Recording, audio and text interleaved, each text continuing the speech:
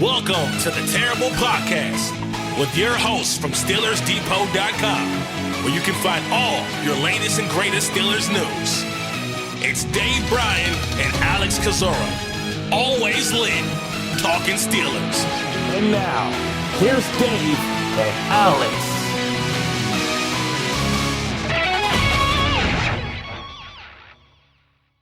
Welcome to the Terrible Podcast, Season 16, Episode 80. He's Dave Bryan. I'm Alex Kozora, SteelersDepot.com. Thanks for being back with us this Friday, Steelers Nation. And Dave, then there were 8. There are 8 head coach openings left, at least we think. We'll talk about maybe one that seems to be filled here in a moment. And Pittsburgh is up to 8 head coach candidates, and we'll see who gets the nod. Pittsburgh will begin their interview process today with, I think, a trio of virtual interviews that will carry over into the weekend, and then Pittsburgh is off to the races from there. So jam-packed show, a lot to talk about. Dave, how you doing? All right, happy Friday. It's Spaghetti Day. I'm always doing great on Spaghetti Day, and it's funny how the season comes to an end, the finality of that real quick, and then automatically we start wearing other hats, talking about the draft and getting ready for the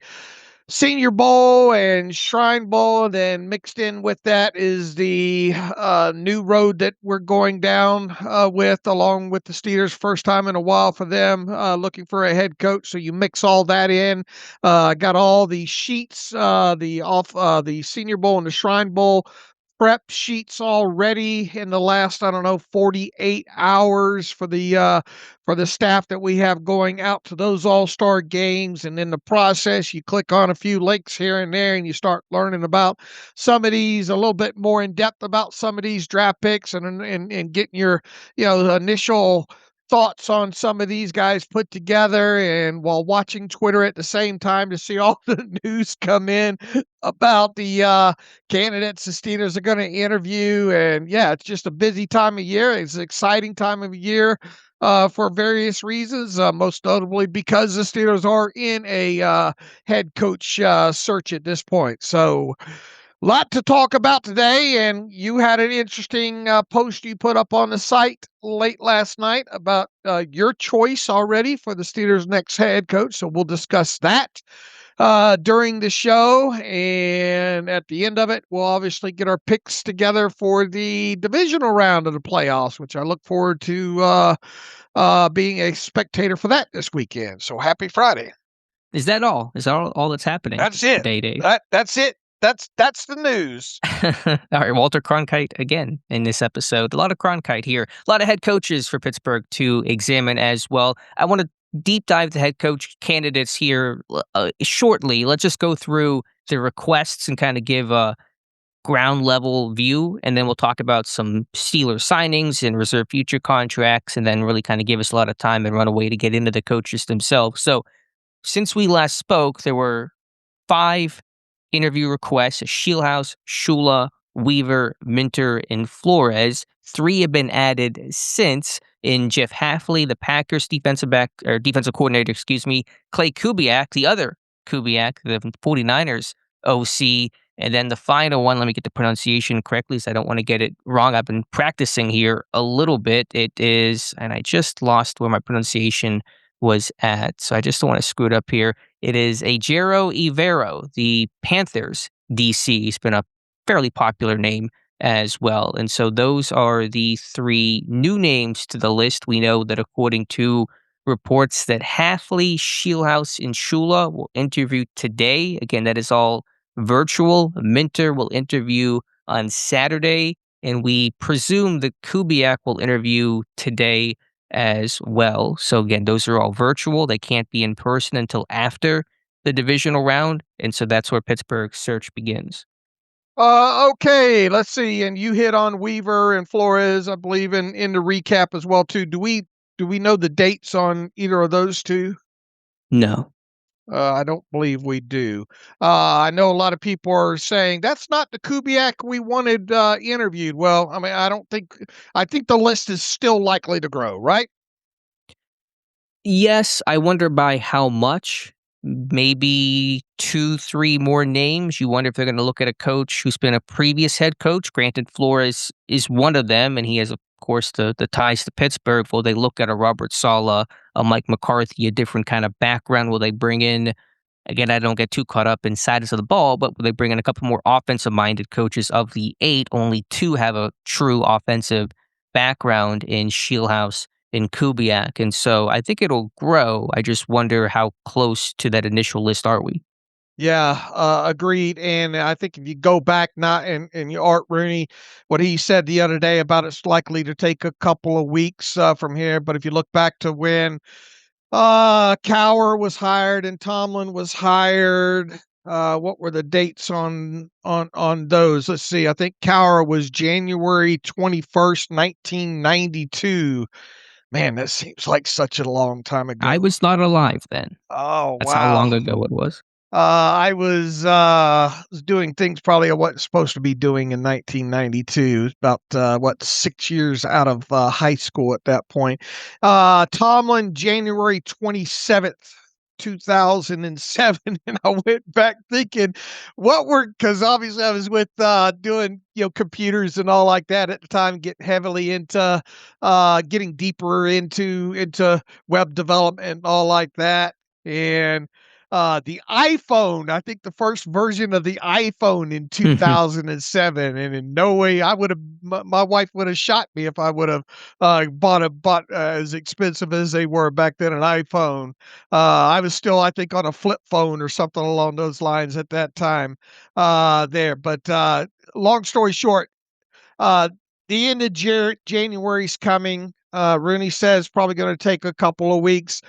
We would think that this coaching search will probably come to a close by the end of the month, right? I wouldn't say that, because a couple of reasons. You look at when those predecessors stepped down. Noel stepped down in late December, Cowher in early January. And so I don't look at the dates those guys were hired, but the timeline from predecessor, current head coach stepping down to the new hire being replaced, which is about 3 to 4 weeks. And so I think with that, coupled with the NFL by rule and regulation and restrictions slowing down the process of limiting when you can interview candidates, and kind of the rules we're talking about, in-person interviews not until after the divisional round for coaches under contract, and just the timeline about 3 weeks from when Tomlin stepped down. I would say more early February, maybe mid-February, but you don't know for sure, but I would say probably early February. All right, and then also, what if a couple of these teams end up going to the Super Bowl as well too? How will that impact the naming? Especially, we got a couple of from the Rams in Schulhaus and Chris Schula. Who else is still alive in this thing right now? 49ers, obviously, with Klay Kubiak. We'll see if the other Kubiak is added to this list in the coming days as a potential interviewee. So I think this list is likely to grow by at least a couple of more names. I would think. I don't know how much more past what we have now you're going to get, but I would expect we're going to get a few more interview requests here. Certainly possible, and Clint Kubiak, as you mentioned, could be a name on the team's docket. But let's put a pin in the coaching search right now. We'll certainly come back to it and deep dive these names, especially the new ones. But let's do some other housekeeping here, where the Pittsburgh Steelers, even without a head coach, have been busy filling up their offseason roster. They've signed over a dozen players to reserve future contracts for the 90-man offseason roster, most of which are players who spent last year on the practice squad, including Max Hurlman and Lou Nichols, who gained a lot of preseason buzz. Hurlman, I guess, is back listed as a running back, even though he played wide receiver primarily throughout the summer.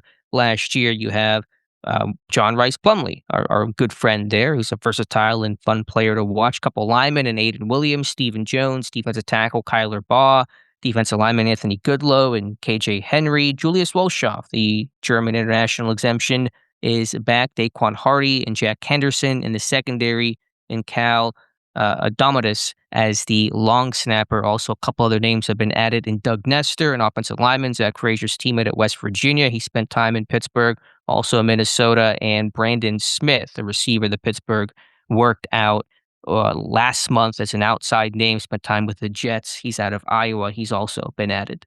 All right, not a surprise there. We talked about how by the end of the week we'll probably see a lot of these futures guys sign, and the term reserve future means that technically those contracts don't go into effect until the start of the new league year. So it's not uncommon for teams, even in a head coaching search, to start filling up the back end of the roster with either what they consider still rookie designation or first or second year type players, and a lot of those guys tend to come from practice squad carryovers from the end of the season, or guys that you've had previous done business with. And then once again, I think you'll see a handful more of those guys potentially even signed later on today. So mostly some maybe coming in from the outside as you start to build up the back end of your offseason roster. Right. So Pittsburgh could add a little bit more, but that kind of seems like the initial wave. Also, I forgot to mention Cole Burgess, an outside name, a wide receiver from a small school, also added to the offseason roster. All right. Let's get to some of the things I guess that I guess Jerry Dulac's passed along, and I guess some other mainstream guys. Yeah, the big thing from Dulac yesterday, and obviously without a head coach, you wonder what the state of the current staff is. We know earlier this week, Art Rooney said that no current member of the coaching staff was a candidate to replace Mike Tomlin, and Arthur Smith has been busy taking interviews, not only for head coaching jobs in Arizona and Tennessee, but also the Detroit Lions, giving him a look to replace Johnny Morton as the offensive coordinator for the Detroit Lions. But Jerry Dulac reporting that basically the entire coaching staff is set to be let go unless the new hire wants to retain them. So that's the reporting from Dulac.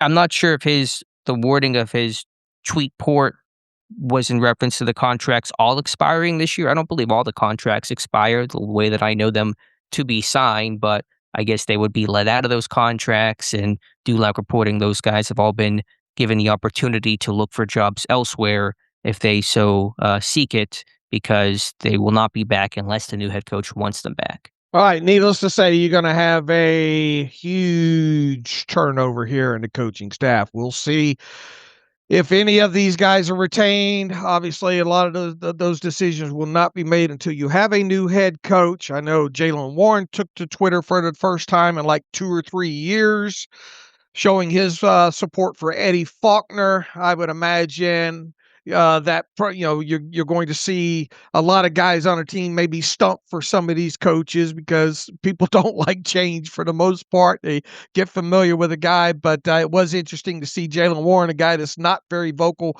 on social media, come out and stump for Eddie Faulkner to come back. But a lot of this obviously will be waiting to come out in the wash, and for the meantime, I would expect to hear at least the more desirable coaches on the staff to get some potential interviews elsewhere. Who are those more desirable names, and which names do you hope stay under the new head coach, Dave? I mean, like you, I'm a big Danny Smith guy, but he is getting up there in age, and you have to wonder how safe he is at this point. I know you and I are big Carl Dunbar fans, but Dunbar is up there in age now, and really was a Mike Tomlin guy. I kind of wonder if he'll be back. Azani, interesting, being as how he's kind of still considered fairly new. Who else? I know you're an Alfredo Roberts fan. I'm not sure. He's up there in age as well too. I could see him not being back. Tom Arth, newish as well too. I guess you could potentially, I don't know. He doesn't feel safe. I'll tell you that. None of them are safe. Sure. Let's just get that out there right now. So I could really see Dunbar either going elsewhere or retiring. I could see. Well, who do you want to see back? It's probably a shorter list of the names, Yeah, and much shorter. yeah, let's just kind of focus on that because you're right. Most of these guys are going to leave. You assume both coordinators are gone. Terrell Austin, Arthur Smith, Danny Smith. We'll see what happens there. It's maybe a coin flip, but just you personally, who do you think and hope is retained by the new head coach? Yeah, I think my list starts and stops at Danny Smith, just because we're special team nuts and all, and I think overall he got the special teams unit to play well and did not have the likes of Miles Killebrew included in that. You saw a couple of those young guys. I mean, Ben Skowronek had a great year. Bruner played extremely well on special teams. You got a lot. It felt like you got a lot out of that out of the special teams group, and uh, it just feels like a new coach coming in could just say, Danny, you've got that over there, and let the new head coach work on offense and defense and those kind of things. But within that, would I be shocked if Danny Smith wasn't retained? No, and I could foresee Danny Smith retiring, just like Dunbar and Alfredo Robinson, a couple of these other older coaches as well. Yeah, Danny Smith, we'll see. So, he's a Pittsburgh guy, and so would he be willing to go anywhere else if he wasn't retained? I don't know. Probably not. Could you get him an assistant?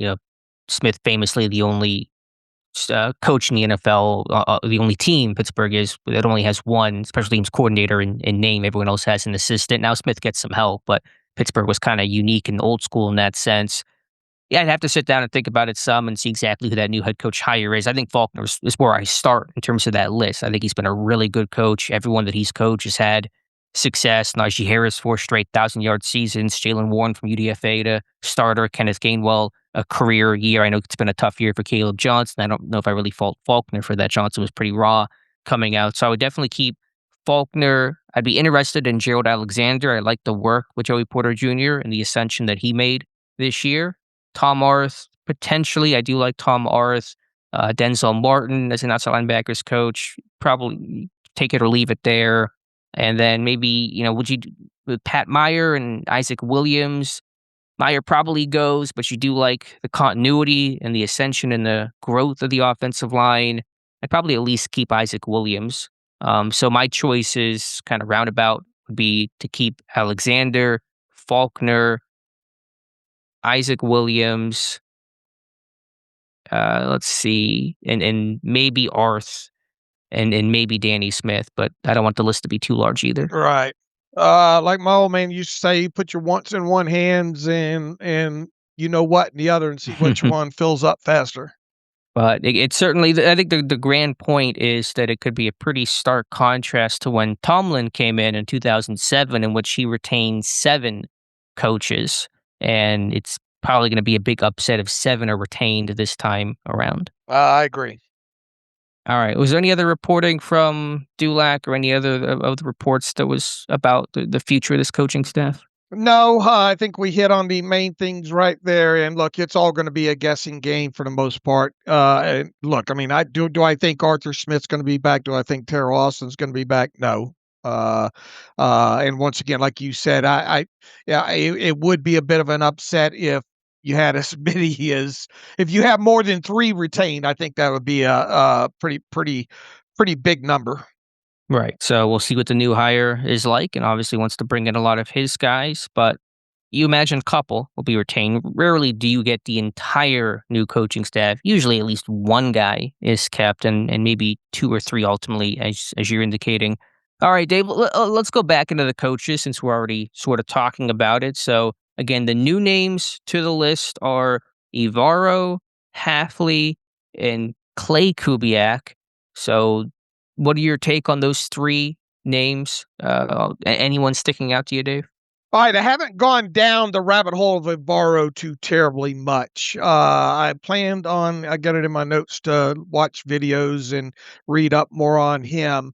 With Kubiak, I feel like I know pretty good, info about him, at least in the last 24 hours since his name was added to the candidate list of someone that's coming in. This is a guy that's obviously been with the 49ers. He has the term offensive coordinator. He isn't technically a play caller over there. Obviously, that job belongs to Kyle Shanahan. I think Klay Kubiak does do a lot of the game planning. I know there's an article. I think he just had an interview recently talking about how he suggests plays and has a hand in that, and how he's really getting kind of developing on the same mind relationship with Shanahan. But I got the Kubiak name and the lineage and that and the bloodline that obviously goes along with that. His brother's Clint, and we'll see if the Steelers have an interview with him. But this is a guy yet I think that's still. And how old is Klay right now? 37. Yeah, so he's not even 40. At least he's over the 35-year-old threshold and all. I don't know that he is seasoned enough just yet when it comes to him. It feels like he's a guy that potentially is going to he's going to get some interviews in this cycle and all, but he might end up being. Look, I like Nate Schulhouse, but that's another guy that. How many years away is he? Is he testing the waters here to get the interviews, to get his name out there and go through the process? Are these guys that potentially the next coaching cycle, depending on if they get into more coordinator play calling type roles, that could be guys that we're talking about for whatever teams in the coaching cycle in 2007. I'm more interested to see if maybe Cliff, gets an interview. But and here's the thing about casting the wide net, and I am liking the fact that you're getting a lot of these even younger guys that maybe haven't even called plays per se yet. Guys that are like pass game coordinators along those lines there. You're open, at least in these interviews. Hopefully, you're picking their mind of things that they would do or things that they like to do, and especially with most of these guys being under 40, at least you're hearing what's going on in other organizations. You're getting more intel of how they go about their business and things that they do and evolutions and how attached maybe they are to analytics and things of related to that. At least, especially when you've got an old head like Art Rooney the second, and you've obviously had Omar that's been tied to this organization as long. It opens you up and maybe will open your eyes up to what's going on in different organizations, and particularly winning organizations, teams that are continually in the playoffs, and maybe you pick up some new ideas and new trains of thought related to that. So more than anything, I view this, and obviously the Steelers have not had to do this since 2007. It is more of a fact-finding and learning mission as well, too. And I think the good part about that is maybe it'll open up your eyes to things that maybe you're not doing organizationally by talking to several of these guys. But as a whole, do I consider Klay Kubiak a front runner for this job at this point? No, I do not. It's hard to know who the front runner is, and we know that Tomlin was not considered the front runner in 2007 until he became the head coach. Tom Pelissero kind of intimated about Kubiak as a sleeper candidate, a name to watch as a potential choice for Pittsburgh, but it's so early in the process, obviously, that no one really knows for sure right now. I think Kubiak is interesting. There's a bit of a blend of, and this is why I like Jeff Hafley. We'll talk about him here in a little bit. Kubiak was a high school head coach for 3 seasons and did well there. And it's high school, but just being a head coach and in that position of leadership, I think certainly is notable. And then obviously learning under Kyle Shanahan and the Kubiak tree, not just Clint, but of course their dad, Gary Kubiak, the longtime coach. And so he's grown up around it. And while Kubiak and Klay is not the play caller in San Francisco, again, a big part of game planning and film room and self-scouting and all those kinds of things that you don't see, on game day, but are really important to get you ready for game day. Obviously, the Niners did a great job this year navigating all their injuries with Brock Purdy going down and the receivers always being hurt. I think they did a good job handling that adversity well, which is the mark of a good coach and a good coaching staff that can still produce even when top guys aren't there. I guess the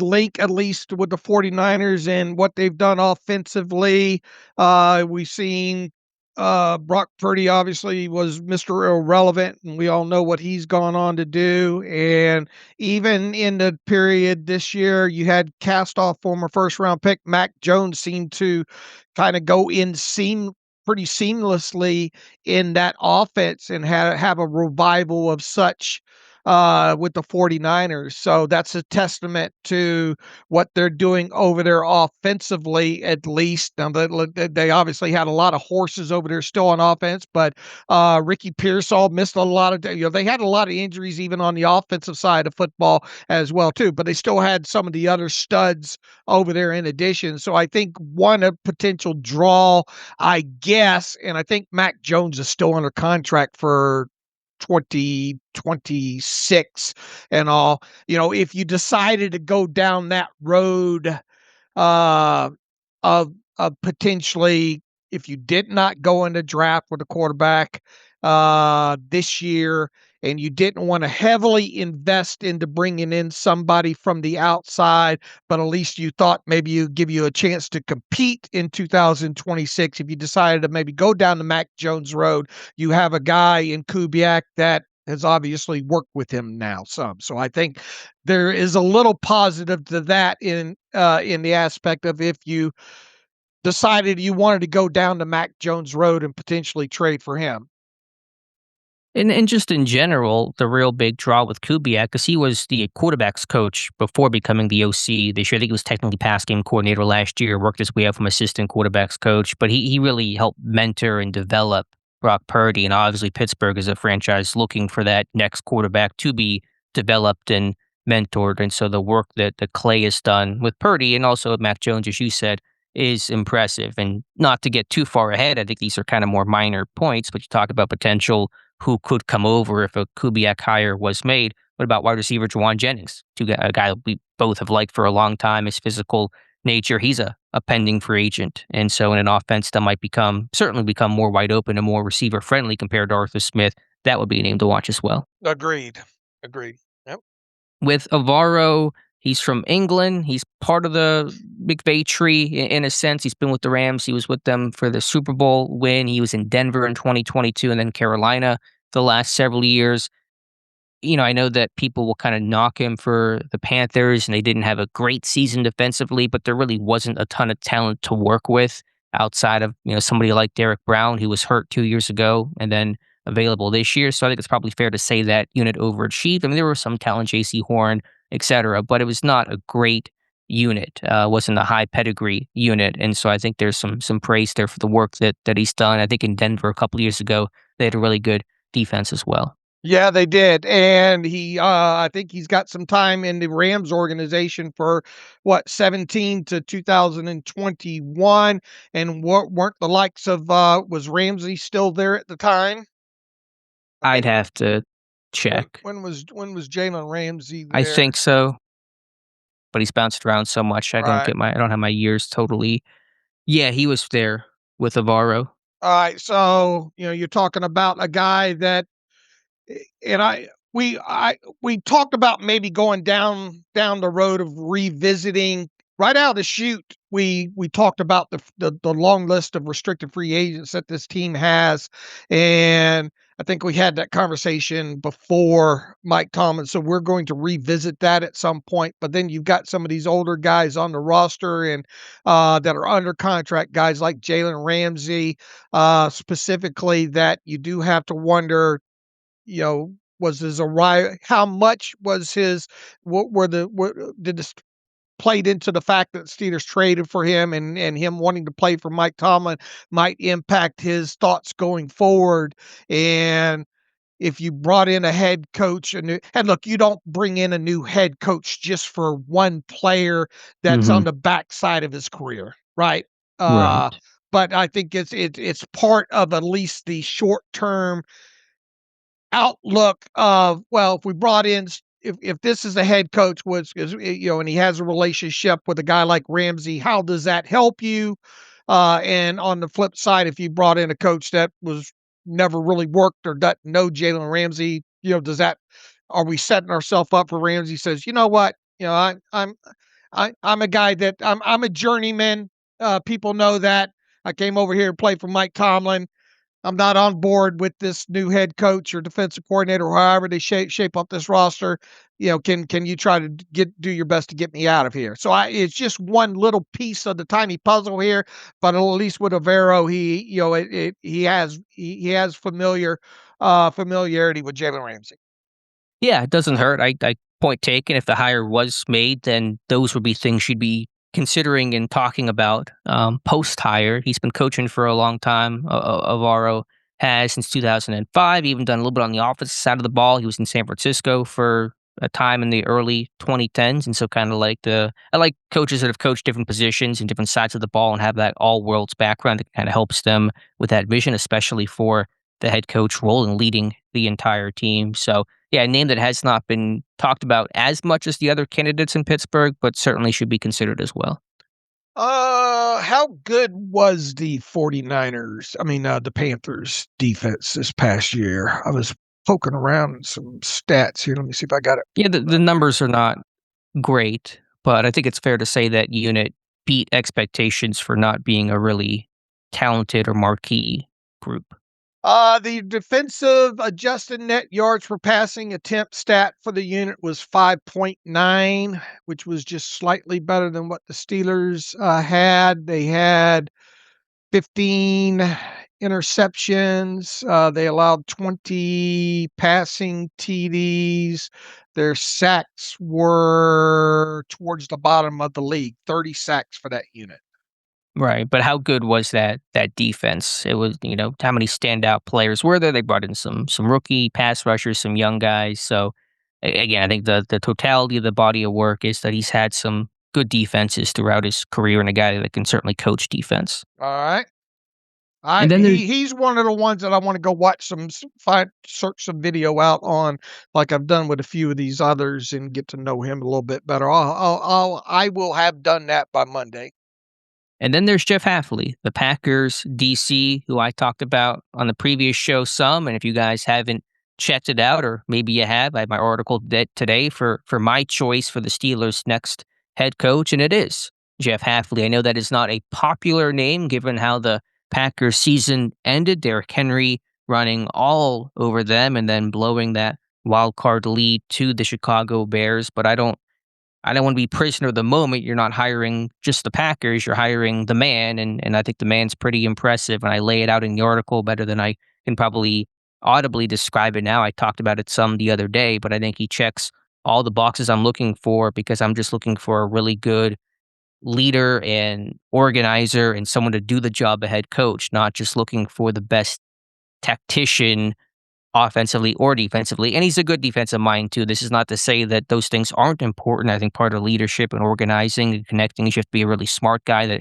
commands respect and people buy into you. But I like the blend of youth. He's 46 years old, so certainly not an old candidate. He's been a former head coach at Boston College, and I like that experience. So he's not brand new to the job. He understands, again, organizing, delegating, problem solving, all the roles of a head coach. He's been successful. He's coached all sides of the ball. He's done so at every single level. There were some ties to Pittsburgh too. He coached at Pitt for 5 years under Dave Wanstead. Really hard worker, really good defensive mind. You hear Rondé Barber and Richard Sherman sing his praises. I kind of get some of those Tomlin vibes with Hafley, who was a young coach, up and comer that had to coach an older Rondé Barber, the way that Tomlin had to coach older guys like John Lynch during his time in Tampa Bay. So there's just a lot there that I like. He's the heart of a teacher.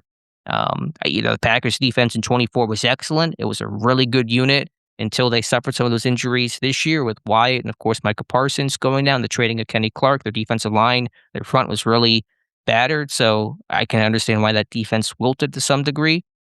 But I just like the combination of factors with Hafley. That's why he's my choice. You have written a lot of great posts on the site over the years. A lot of them, tons of them, too many even to remember. And a peek behind the curtain here, I did not know that this was scheduled to go off late last night. And as I was doing my final work before I went to bed, this was the one that dropped, I think, right around Midnight. midnight Eastern time last night. And I'm like, okay.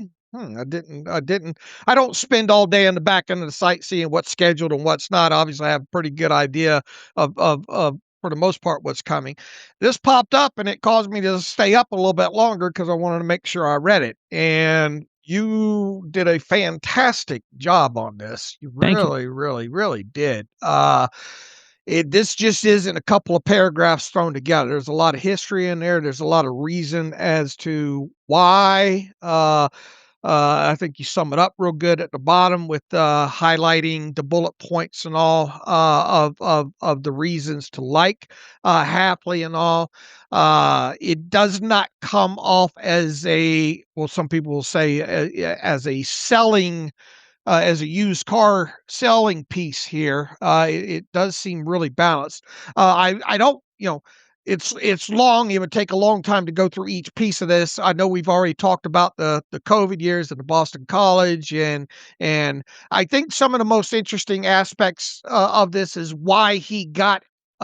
If you would delve for, I want you to start with going deeper in why you think he stepped away from the college ranks first, and then second of all, I want you to go on the other side of the fence and give me reasons why people should be skeptical of Hafley, because you got a whole.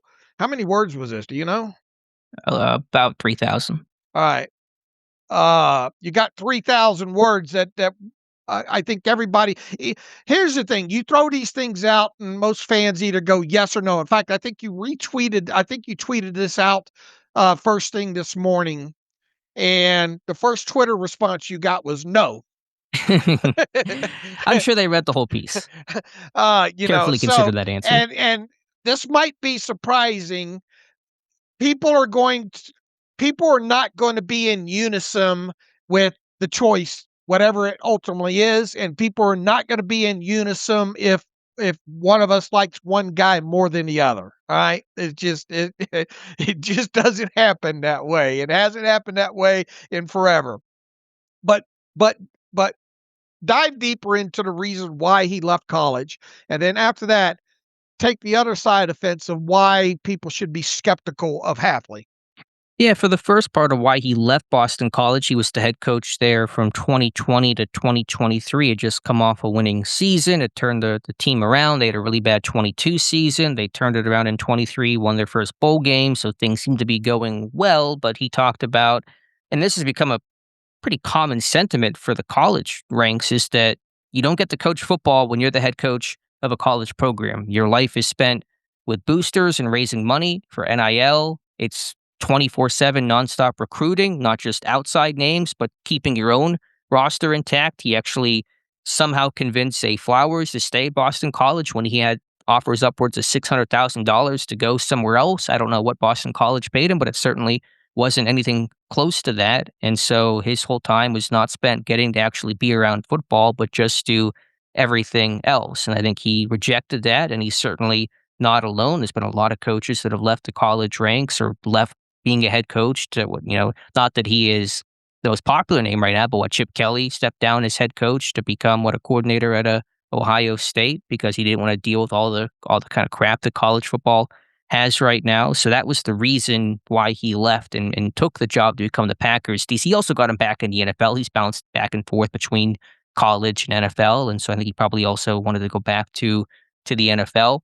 For why people might not like the move, he's not going to be maybe the most commanding presence. He's not going to have maybe that hold court the way that Tomlin does. I have questions about what kind of defensive scheme and system he would bring. You see a lot of this list, 3-4 structures. Hafley's a 4-3 guy. Now, I know those lines have certainly blurred with sub-packages, and 3-4 and odd and even fronts mean less than they did 10, 15 years ago, but it's a different structure. And how does a veteran defense and guys like TJ Watt and even younger guys like Nick Herbig fit into that, I think is a valid question. So there'd be a concern there. What is the coaching staff? What kind of hires can he could he make? Could he bring Mike McDaniel, who he has deep ties to in Cleveland and San Francisco? Could he bring him as DOC? We'll see. And then I know at Boston College, he wasn't terribly successful, a sub 500 record. The Packers defense did both this year. And I did talk about that. You do appreciate coaches that can still make it work when injuries happen. And Hafley's unit struggled to do that at the end of this year. So it was a sour note to go out on. Probably would have been a hotter name had this conversation occurred a year ago when his Packers defense is one of the best in football. So that's kind of a summary of the good and bad. About him wanting to focus on football more so than anything else, and not all the the pushback on that. I think when people say, well, when you're the head coach of the Pittsburgh Steelers, it's more than just the X's and the Yo's. Yeah, the point isn't that he didn't want to do anything but just coach football. But when you're the college head coach, you're not getting to do anything football related in terms of talent evaluation and teaching. It is so much about, you feel like you're a booster or an AD or something, where you just are on the road and recruiting and not around your team and those kinds of things. So Hafley's expressed a desire to become a head coach again. I think being a head coach in the NFL is certainly much different than being a head coach at the college level. At the NFL level, you're not having to recruit your own roster in terms of having those guys not transfer out unexpectedly because they had one good season. You don't have to go around and raise money with boosters and those kinds of things. I think that's what Hafley was rejecting, not that he just wants to coach ball and watch tape, but just he didn't want to have to do a lot of the things you have to do in college football now. How would you characterize, how would you diagram maybe the coaching tree that he falls under?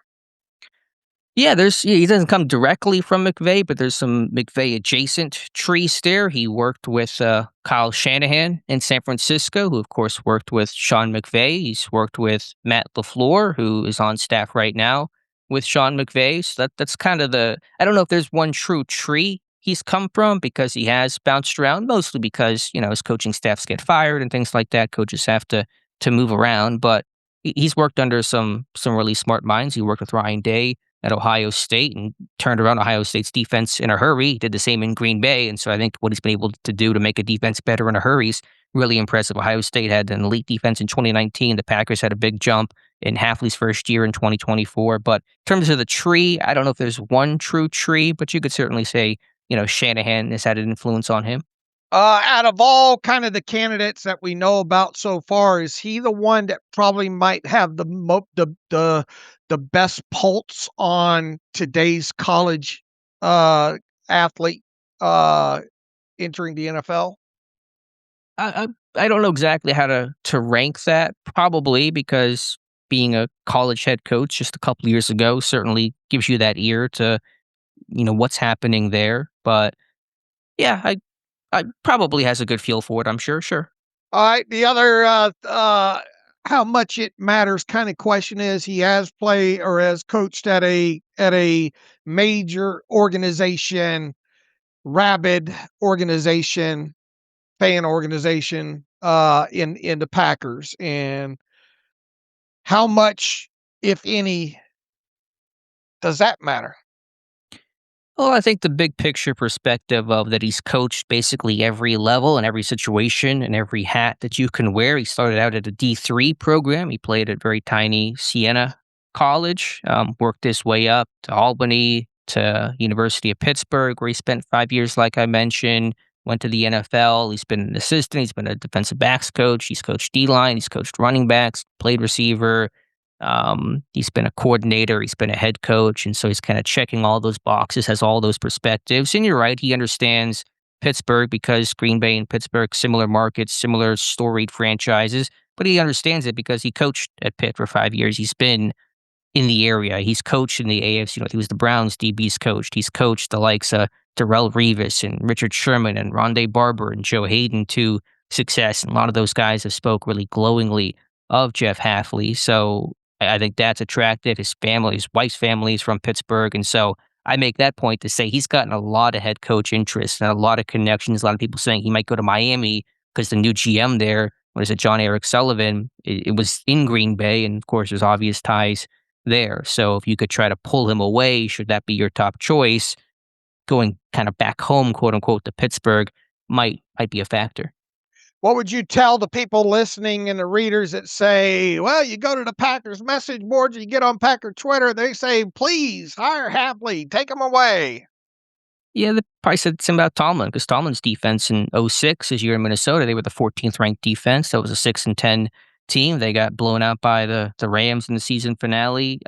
A year ago, they all loved him. I went back and watched some of the interviews of him after 2024, and everyone talked about how great this guy is and never leave us. We know the fan bases can be fickle, and what have you done for me lately? And I understand it was a really bad end for Green Bay. It's not a good note to go out on. His defenses did not do a good enough job. There's no question about that. But I just don't take an entire man's 20-year coaching career and look at the last month of it, and that's how I judge my basis on, do I want to hire this guy or not? Because again, you're not, even if it was a great defense and finish out the year strong, you're not taking that defense to Pittsburgh. You're taking the man. And so I look at the man, the person himself. What am I getting? And hopefully a guy that can be in Pittsburgh for 15 plus years. So is there a slam dunk candidate that sits, Ben Johnson, a Sean McVay that says this is the guy? No, I've said before, this is not a great year to need a head coach. This hiring cycle is relatively weaker than past ones. Now Harbaugh jumping in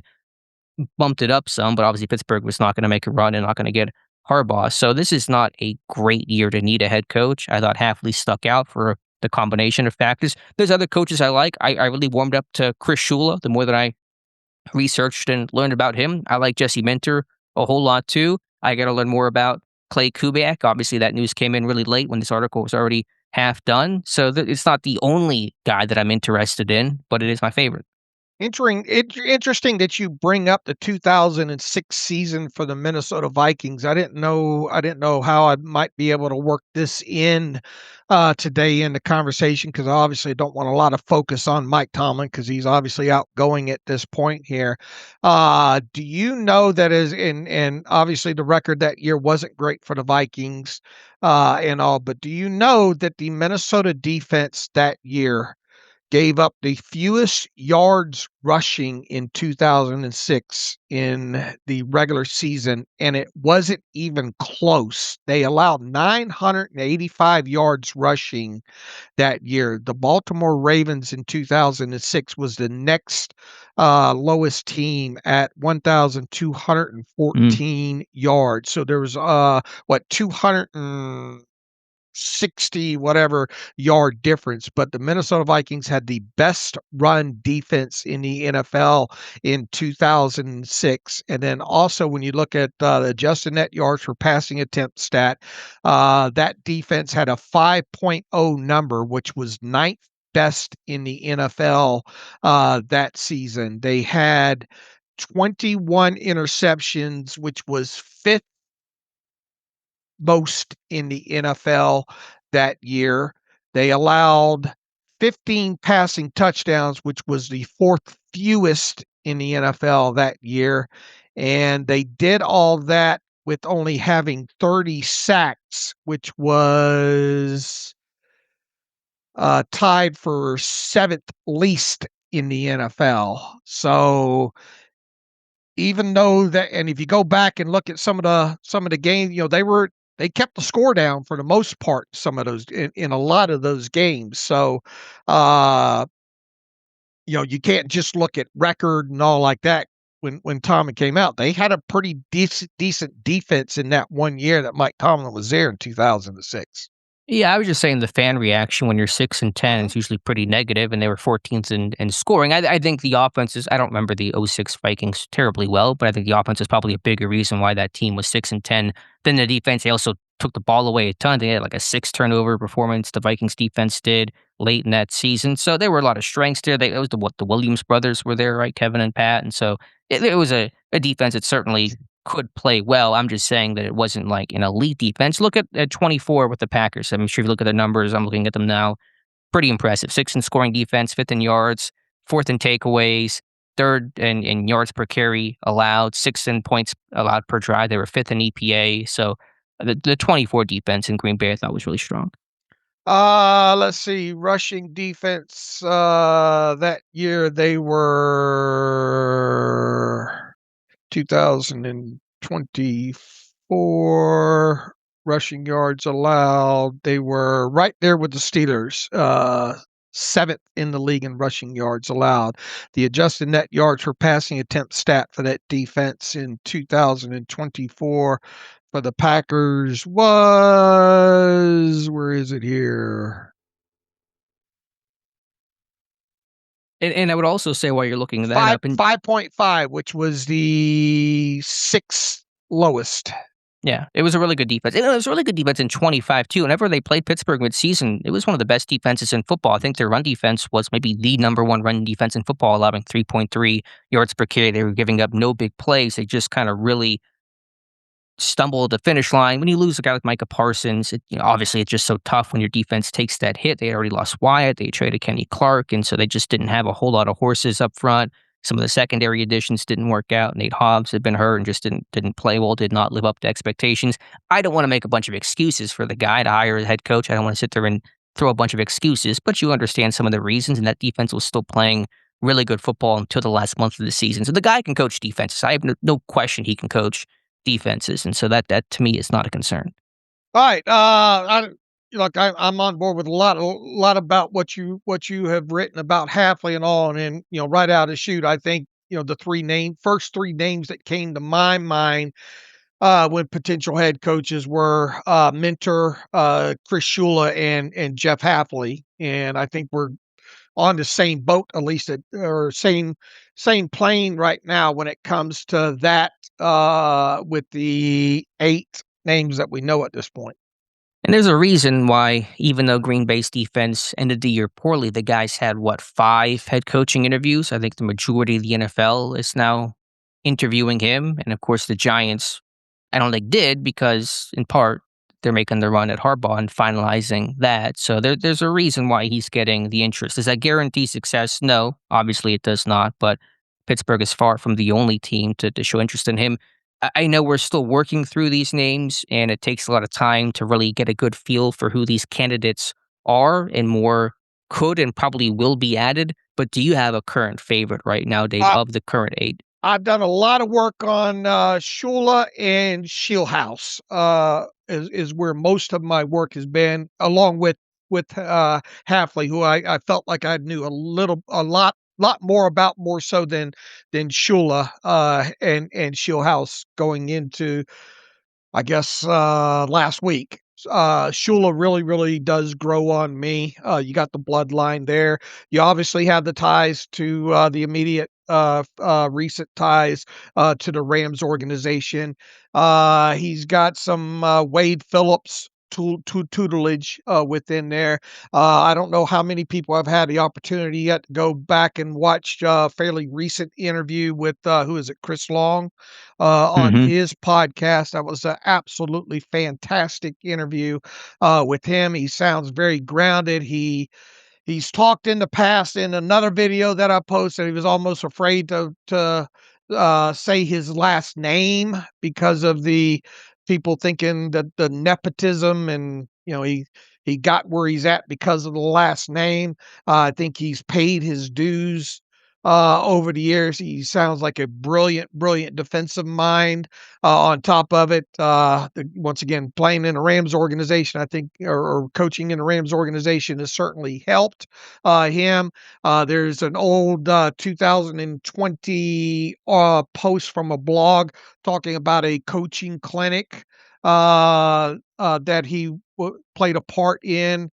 And man, that guy is obsessive, like we are, going in through the stats, and broke down all the kind of, I think, the forced fumbles for last X amount of seasons, and the technique used to get the ball out. And he is immersed in this. I like the fact that my mind, I like Shieldhouse, I really do. He's another one though that I think that needs a little bit more seasoning. I think Schula has been around the NFL and has dealt with enough personalities and all that. I think Shula is a lot more seasoned, or at least ready.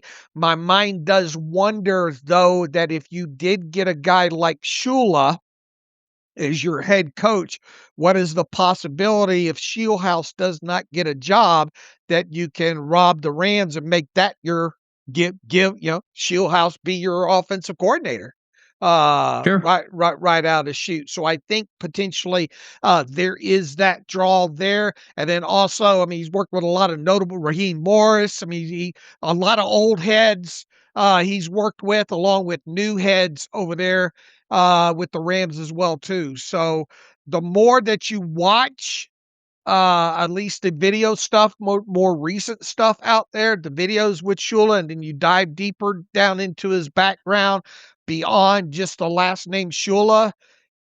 He seems very balanced, very even kill. You got the whole, he spent time with Ramsey there too, right? So at least you've got an immediate connection to him coming in and knowing Ramsey and what he's all about. I believe him and Ramsey have a pretty good relationship together during the time that they spent together. So there's a lot of positives, I think, when it comes to Shula. That's why I am leaning towards him as being my top name at this stage. Yeah, that's fair, and that's why he was number 2. I thought it was really close, and, when it came down to Schula and Hafley, I just thought Hafley had a little more experience, a little more well-rounded background, but Schula is definitely that up-and-comer that is really, really interesting, and as you said, he didn't rest on his last name, and I appreciate that. Now, did it help?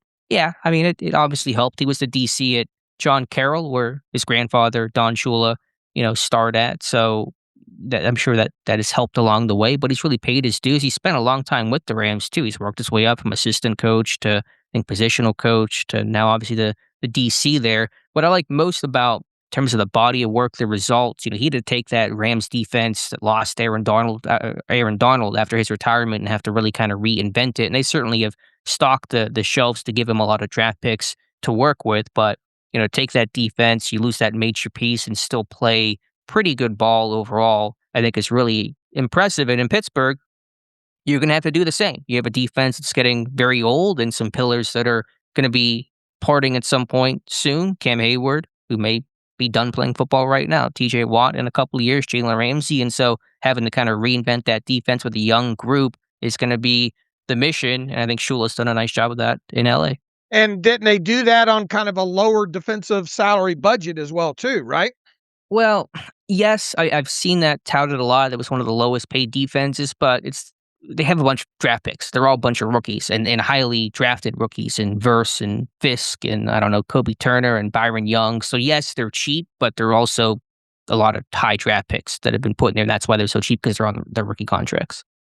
What else about him is notable when it comes to Shula? He was asked in that interview with Long whose favorite pass rushers are, and it was Myles Garrett and TJ Watt were the first two names out of his mouth. You do have to, and we're going to get to this, I think, at some point during this podcast today.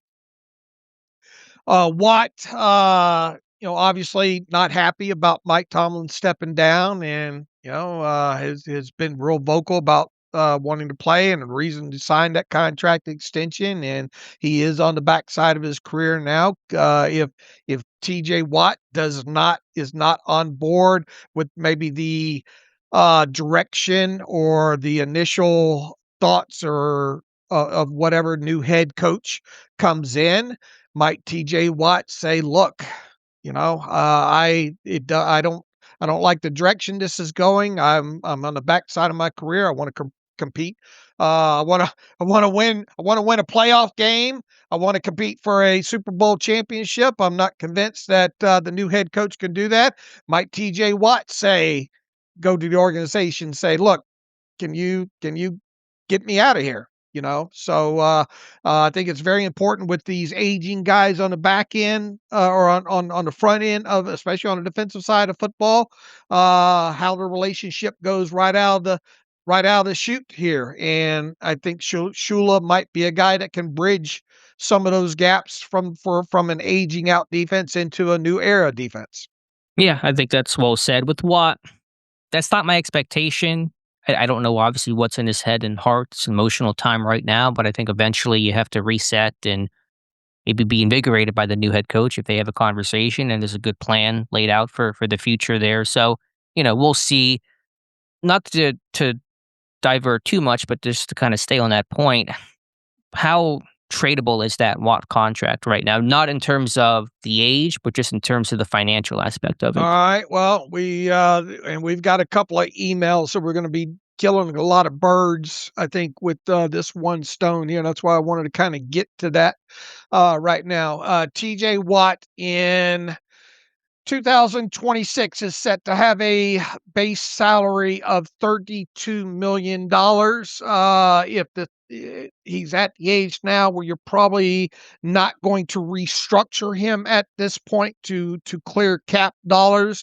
However, this team, at least on my initial view, looks like they're going to be okay from a salary cap perspective and do the things that they want to do in various different directions. Look, we have to find out what's going to happen with Cam Hayward, right? I mean, at this point now, with Tomlin going out the door, you do have to wonder if Cam Hayward might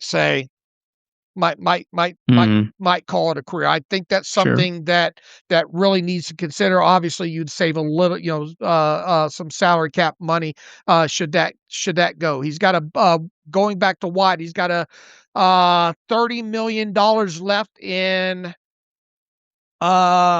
signing bonus proration. So if let's say you were to trade TJ Watt for whatever reason, you're going to take a $30 million and do it before June the 1st. You're going to take a $30 million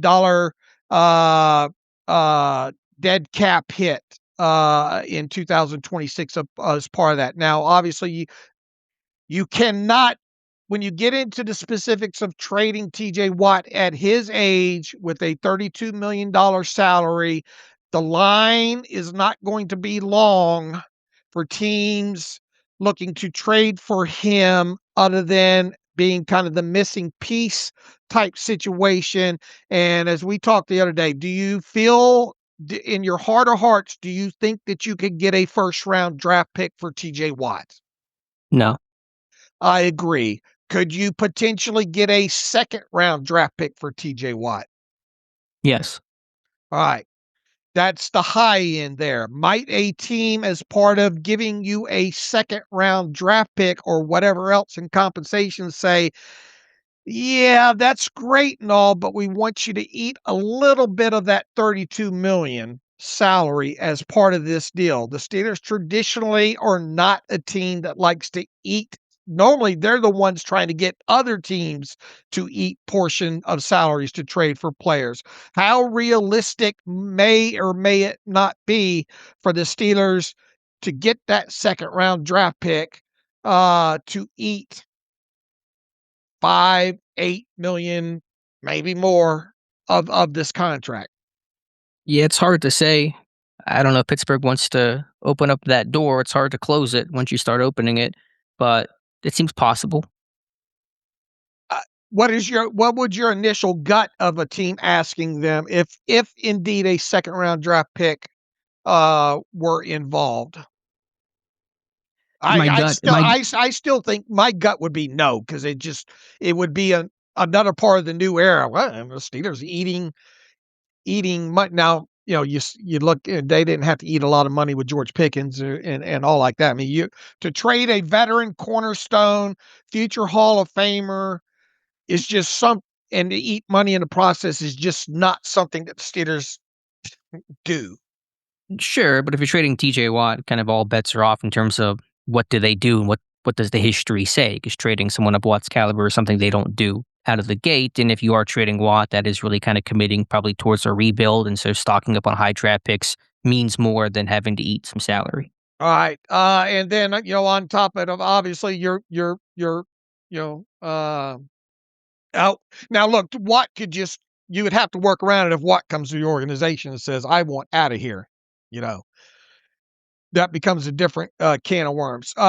In long story short, if you had $30 million, his cap number right now is set to be $42 million overall. So if you ate $30 million in dead money, you would have a net gain of $12 million in cap money by doing that. So just to sum up, how tradable is that contract in terms of another team entertaining it, just off the financials alone? It's tradable. Okay. It's just what is the market for it? What if you're going to just trade TJ Watt for, let's say, a third round draft pick at best, and if you're not cap crunched and don't have to do it, in other words, he's not going to the organization and saying I want out, it doesn't make a lot of sense to do it. Yeah, we talked about that, and you certainly would not be eating money if the less capital you get back, the less willing you are to eat money. The more capital you get, the more maybe willing you would be there. It's all down the road. It's still not my expectation of what's going to happen this offseason. So I don't like spending a ton of time on it, but it has been a question it is worth talking about. And as you said, we have some emails about it, so it's good to address that now. All right. The long story short, is he tradable from a financial standpoint? The answer is yes. Now you get, because you're going to save $12 million that way, and then as far as immediate cash goes, what's on the books, I mean, you're going to save the $32 million in cash that way. The question then becomes, is TJ Watt want out of there, and what can you get in return for him if indeed you do trade him? And we're both in agreement that it's unlikely to get a first round draft pick. I think at best you would get a second, but as part of getting a second, I do wonder how much a team might want you to eat of that $32 million base salary in 2026 to do that. Yeah, let's just get the head coach in place. No one's making any moves here this time of year in general, obviously, and then let alone until a coaching staff's in place, a head coach, a DC, all that kind of stuff. Obviously, the head coach is not trading T.J. Watt. That's an Omar Khan, Art Rooney, maybe Andy Weidel decision. In Pittsburgh, Rooney and Khan all last year talked about we want to make Watt a one helmet guy, keep him in Pittsburgh forever. That can always change. This year was not the typical TJ Watt year, clearly, but let's get the coaching staff in place and go from there. Yep. Yep. Just to go back to it'll clear. Things will at least come a little bit clearer once we know who the head coach and the rest of the staff is. And again, when you go through these interviews, one of these questions I'm sure will be, what is your thoughts on TJ Watt? And if you're our Jeff Hafley and you run a 4-3, it's okay. How do these guys fit? Are you willing to run a 3-4? Mike Tomlin famously was a cover 2 disciple from Bud Carson and Tony Dungy, and stuck with Dick LeBeau's 3-4 and really rolled with that, with variations and changes over time, but still a 3-4 at its core over the course of his 19 years in Pittsburgh. So these are all conversations to have. I do wonder, these virtual interviews that are taking place today, these aren't terribly long interviews, I don't think, right? Because some of these guys, like Schula, I think has 3 or 4 today. These are maybe, I don't know, hour-long conversations, and I imagine you're not getting too in depth in these. I think this is probably more of a get to know you and kind of pick your brain. Well, in what sense? Pick your brain. What we talk, like I talked earlier. Just what's going on in your organization? What is like your questions? What questions would you ask in a virtual interview? If we're specifically talking about the 2 Rams guys and Schula and Schulhouse, I would say, what have you learned about the way that McVay runs, runs day-to-day operations that you can take from, that you can implement in, what things have you learned from McVay? Basically, not so much. Look, I do want to know what their offensive or defensive philosophy is, or they foresee themselves, and I want to know who guys too, who they foresee, at least in an initial interview, of guys that they would have potentially lined up as members of their staff.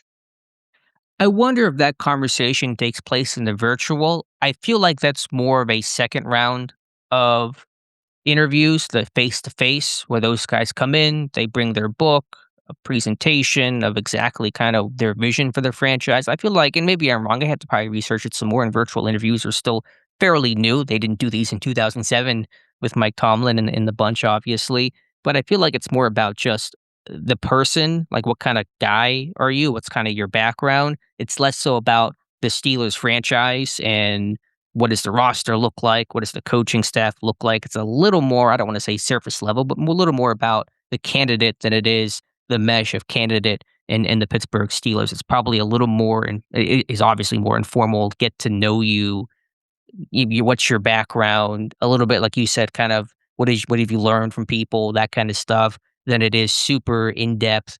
Okay, what's your vision for the roster? What's your vision for the coaching staff? I feel like that's more of the second round of interviews, the face-to-face ones more so than the virtual.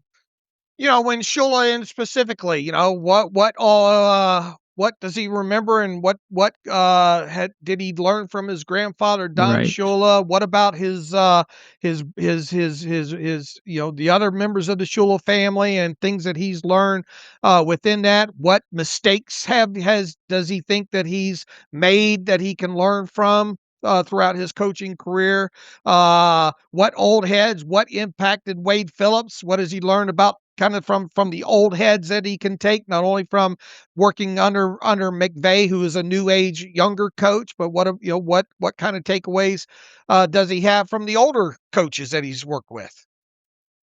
Yeah, I think you're right. I think that's kind of where those conversations initially go. It's a little first date, so to speak, where for lack of a better word or phrase, how are the vibes of the conversation? Is it a good conversation? Is it personable? Is it good back and forth? Did you like talking to the guy? Did you enjoy the conversation? And did you feel like it was productive? And that's kind of the way that I view it. I guess the next question would be, and neither of us have experience in that chair, but how do you decide who kind of becomes your finalist list? Let's just assume for a moment this list stays at 8 and no one else gets added. You probably bring in 4 for the second round of interviews. Pittsburgh has done that, I think, in their search in 92 and '07. They brought in, I think, 4 final candidates for second interviews. How do you decide who those 4 should be based off of the totality of their career, obviously, but also, of course, the virtual interview? Oh, I mean, we don't even know how that process really works, right? I mean, I don't know how to answer that question because you don't know the things different organizations might do it Sure. different ways They as do. well too. Yeah. Look, I mean, does it feel like Omar Khan gets a good vibe, and does if Omar Khan's going to be your guy for the next at least couple of years, and Andy Weidel, Art Rooney's not going to be day to day working with those guys, but does Art Rooney and Omar Khan, Andy Weidel sense that they could have a good working relationship with this guy and be lock in step with those? I think you really got to get into Mhm. how those two guys feel, if they feel that they can work hand in hand. How much roster control does this new head coach expect to have? Is he okay of putting the groceries? How much say does he think that he needs to say as far as shopping for the groceries? Is he okay with you know I this is gonna have to be a good working relationship here with Omar Khan and Andy Weidel, going forward, at least out of the chute. Yeah, it's so important to have that alignment between those 2, or in this case, 3 of your GM, your assistant GM, and your head coach, everyone to be on the same page and have a really healthy and strong working relationship. So, obviously, again, how does Omar Khan feel about it? What are his impressions are gonna be important. So you're right, each team is different in terms of how they conduct second round of interviews, who makes the cut, and that kind of stuff. But I just kind of wonder what the thought process will be for Pittsburgh, because they do seem to, of course, really value the interview, maybe more so than other teams. Tomlin went from kind of a long shot candidate to blowing them away in the interview to being the guy. So could someone else do that this time around? Maybe what about Anthony Weaver? We haven't talked about Anthony Weaver too much since that initial request came in. What if he blows away the interview and his combination of experience and time in the AFC North, makes him a candidate? You just never know. Right. I mean, someone could, first impressions are everything, right? And you go back to 2007, and at the time was thinking back again, man, yeah, I got all my snippets, it feels like, from the morning USA Today. And I think I told this story, you got the 32 blurbs in the USA Today and all like that. And, at the time, I don't remember a lot being written or talked about online about Mike Tomlin, you know? And then you Yeah, go there back wasn't a lot known about him. and then you go back to just the archives of the papers and how it seemed like Russ Grimm was the guy. And I think there are even stories out there Russ Grimm was telling people he was the guy. I don't know how true that was or wasn't. You can only go off of reports at the time, but Mike Tomlin did seem to blow them away. So, and I don't even remember the time frame really when Mike Tomlin, I had to go back and search this. When did Mike Tomlin was Mike Tomlin the last one in the door? Was he? Who was the last one in the door? It probably would be fun to go back to the archives and try to look at that. First impressions are everything, right? Yeah, that's a really good point because this search, it feels like there are going to be less ties to Pittsburgh. There's not a lot of like, okay, Omar Khan worked with this guy and Andy Weidel worked with the same guy and they already kind of know him. And so it's less of an introduction. You think back in that '07 search, Tomlin didn't have a lot of ties to the organization, I don't think, but your 4 finalists were Grimm, Wisenhunt, Ron Rivera, and Tomlin. You also interviewed Chan Gailey. He didn't make a second interview. You knew half those guys really well. Obviously, you knew Grimm and Wisenhunt. In '92, I think it was Joe Green, Dave Wanstead, was Kevin Gilbride, and Bill Cowher, and so you knew some of those guys too, including, of course, Joe Green. And Cowher was a Pittsburgh guy. So this group feels like it's going to be a little bit newer, where maybe you don't have those stronger ties relationally between some members of your front office and these coaches. Now, I'm sure that these guys know each other through the NFL Combine, through just in passing, but I feel like it's probably a little more of a get to know you with this bunch than maybe other ones. All right, and then after that, get to know. Let's say these virtual interviews are each 1 hour long. All right, Mm-hmm. and even the ones that might come in the door, right? Then I think organization, and I think there's another part that who will they lean on? Who will they lean on? Maybe not internally in the organization, maybe as to consult. Is Tony Dungy a guy that Art Rooney might lob off a phone call to and say, Tony, what do you know about Chris Schula, or what do you know about Jeff Hafley? What do you know him? What skeletons what might you know that we don't know about this guy? Sure. Yeah, I don't know if it's Dungy. It just might be whoever And feels close to I him. just threw out a name there, Yeah. but it obviously has to be somebody within your organ, or in other words, what I'm saying is someone that you have ties with from your own organization that you trust their opinion. Me and Joe Green. Does me and Joe Green know any of these guys, or have had any talks or conversations with any of these guys?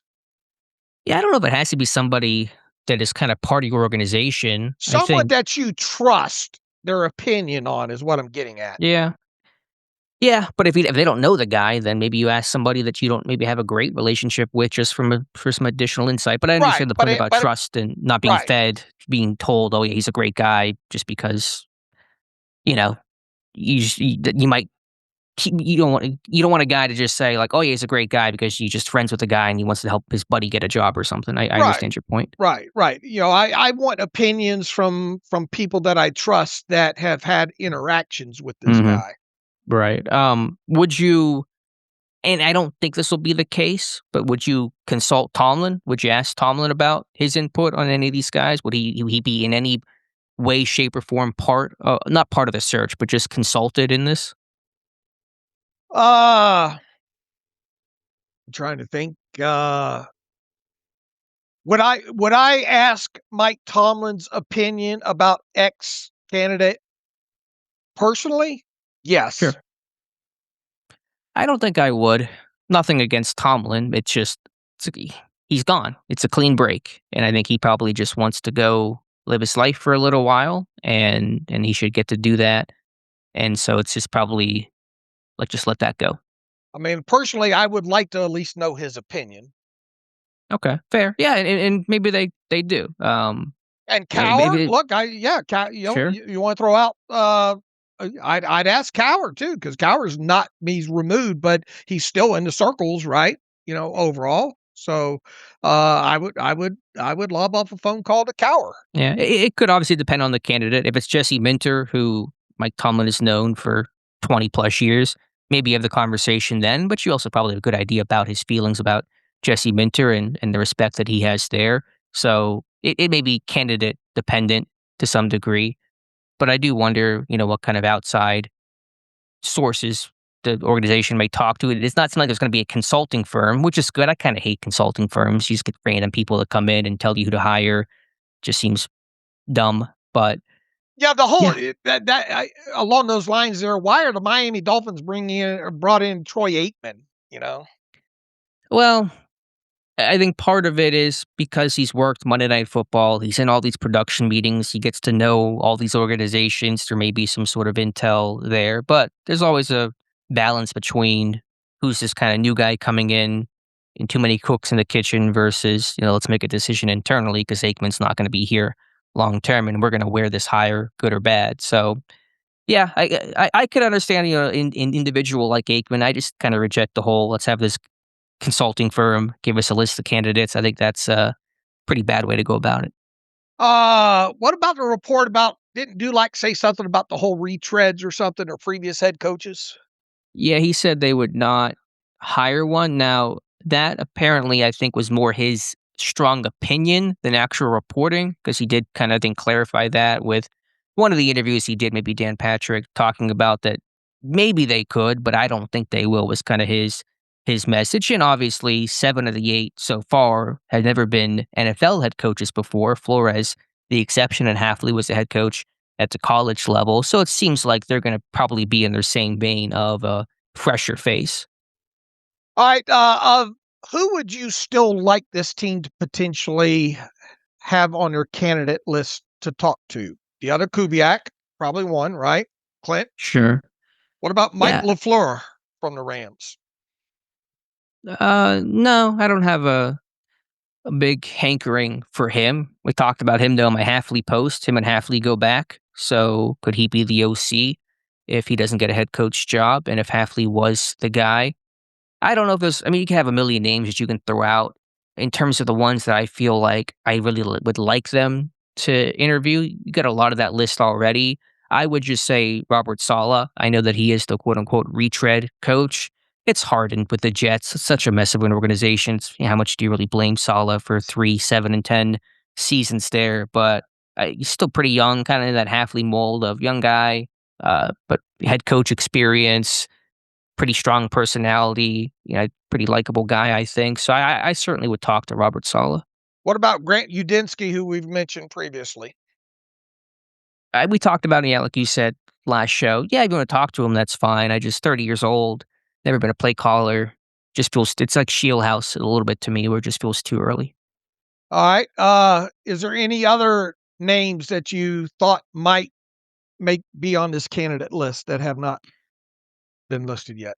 I don't try to go in really assuming because this is really uncharted territory for me in terms of examining a coaching search. In '07, I wasn't examining it anywhere the way that I am now.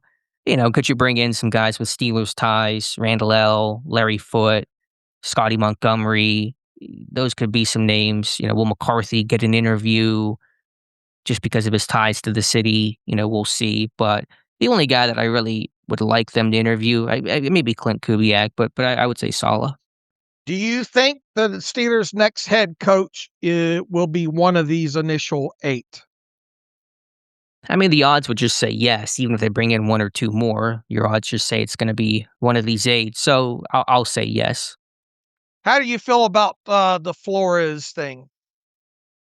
I have no issue with him coming in for an interview. Obviously, Pittsburgh knows him well, and it's been a really good defensive mind. So it's not that I have a strong feeling one way or the other. He's probably not my top candidate. I listed my top 3 of Hafley, Schula, and Minter, and I think probably right after that might be Robert Saleh, and then maybe even Klay Kubiak, but I have to kind of research him some more. So yeah, it's fine though to bring. I really don't mind like whoever they bring in. It's just a conversation, just trying to learn. It doesn't really hurt my feelings, or I don't get too mad or when they bring somebody in, even if they brought in somebody that everyone would hate, like Doug Peterson. I wouldn't mind that. You're just talking to guys. You're just doing some fact finding. There's nothing wrong with that. So it's not about the initial interviews. It's more about the second round, and of course the hire. All right. What are your thoughts? Just because I wanted to talk about him a little bit more, was Jesse Minter, who's a really hot name right now. I think he just has an interview with the Browns today. I think obviously Baltimore's interviewed him. What are your thoughts on Jesse Minter? Just I view him a lot along the lines. I think as a Schula type prospect. He is obviously a little bit older at 42. He's been around the NFL for what, since 2017. Like what he's done there with the Chargers. Obviously, he's been associated with the Ravens as well too. He's got some more recent ties to the college ranks, much like Hafley, being that time that he spent in Michigan. So I think there's a lot of kind of carry over things that we talked about with Hafley that you get with Mentor. Yeah, there's a lot to like with this guy. He's 42, but he's been in positions of power and leadership for a long time. His first DC job came when he was like 27 years old. Granted, this was at the college level at Indiana State, but he's been a coordinator for a long time and has basically had a top defense everywhere that he's gone. Whether you're talking at the college ranks, at Vanderbilt, certainly at Michigan, where they won a national title, and with the Chargers, he's what, last 2 seasons. So again, you're focusing more on just how well can you coach a side of the football, but there's no question this guy's been a great defensive mind, and that's going to be important for a Pittsburgh Steelers organization that still, I'm sure, values defense and kind of that older school philosophy, right or wrong. So I think there's a lot to like about Jesse Minter. I agree, and once again, as far as recency, he at least has spent recent time in the college ranks and has a pulse of today's college athlete football. And the transitions that those guys have made into the NFL in kind of this new world.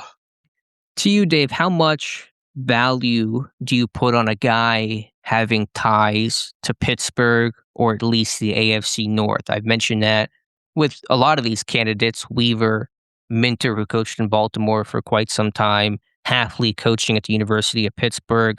Does that mean anything, or should that just be a little fun bio thing? I don't think it plays into the overall. Do I think it's a main box checker? No. Do I think it's part of at least one extra box to be checked? Yeah. He has a pulse on the area organizations, and I think there's something to it. Yes. I think so too. I do. I think it's a deciding the if I got two even candidates and one has ties, if I have two guys, one evenly kind of ranked, I guess, and I like both those guys, and one has ties, those kind of ties, I think that's worth something. Yeah, I think it's just value in understanding the city, the culture, the market. You're not hiring a guy just because of that, obviously, but if it's part of your resume, I think it's more useful than somebody just understanding it from afar.